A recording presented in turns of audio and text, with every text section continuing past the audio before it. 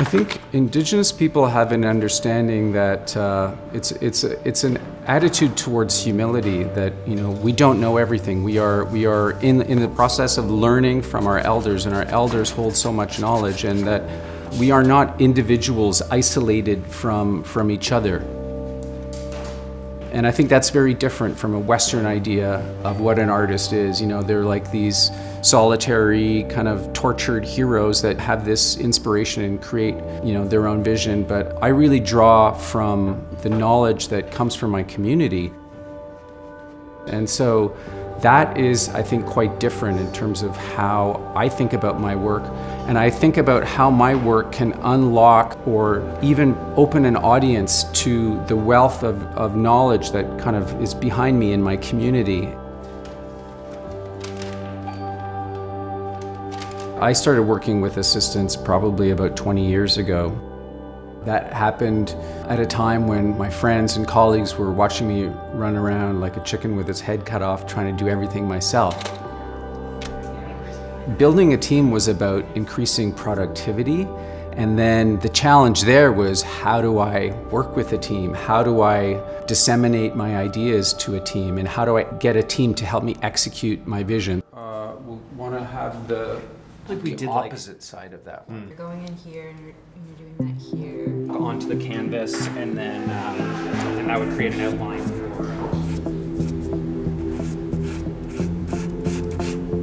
When I have an idea for a concept, it ruminates in my head, and I get inspiration from maybe a painting I've seen, and then I'll draw it first. And that's like the most effective way to communicate ideas about what I want my composition to look like. Then I can share that with my team if we're bringing in models and we're creating a more complex scene.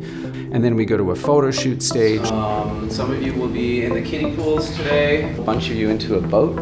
And that's representative kind of the resurgence of Indigenous people. Quite complex shoots are orchestrated here in the studio to be able to just literally capture hundreds or thousands of photographs during a photo shoot that we can then extract from that and recompose those assets into the composition that is based on my drawing.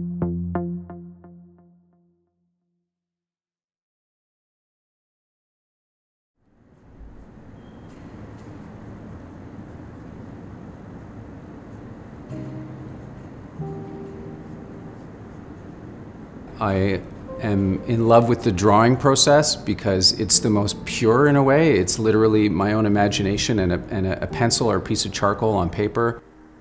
But I love the collaborative aspect of it.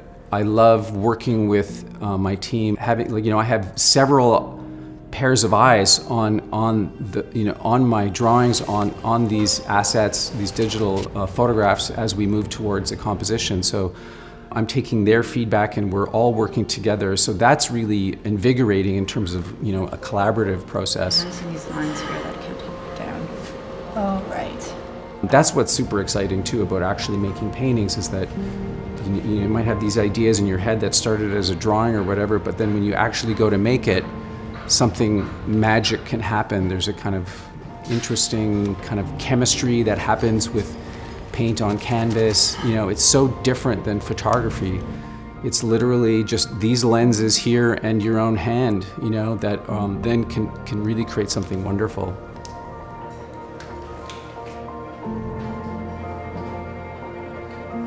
So once or twice a week, we do a full studio critique, where we'll go painting by painting, artist by artist, and have each individual artist talk about what they've been working on. And that's an opportunity for everyone to get their eyes on what everyone's doing. You had said you wanted some more form put in over here? Actually, now that I see the figures put in, I don't think the landscape needs very much, because the crisp detail in the figures really satisfies that sort of desire for the eye to have something really crisp. It's an opportunity for everyone to see what I've been doing, and it's an opportunity for me to look and to critique and to guide that process of where each painter is making progress in their work. The school here really is settled nicely back there. I like how it's still quite soft. Is the darkness that Laura put in right here, which I think will really make the smoke sing. Yeah. Probably shorten their hips a little bit more. I think it's gonna help with that.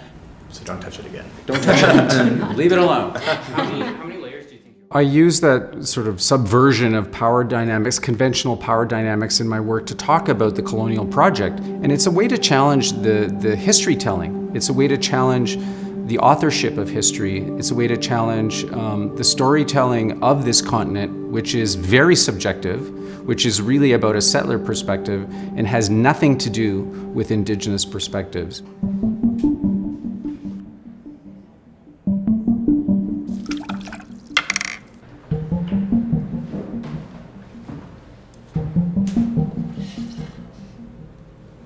So I'm always trying to foreground and shift the power, put an Indigenous perspective in the seat of power to talk about how we should be in these seats of power. We should be making decisions for what happens on this land. We should be making decisions in our institutions, in our political systems, in all cultural systems. This is our land.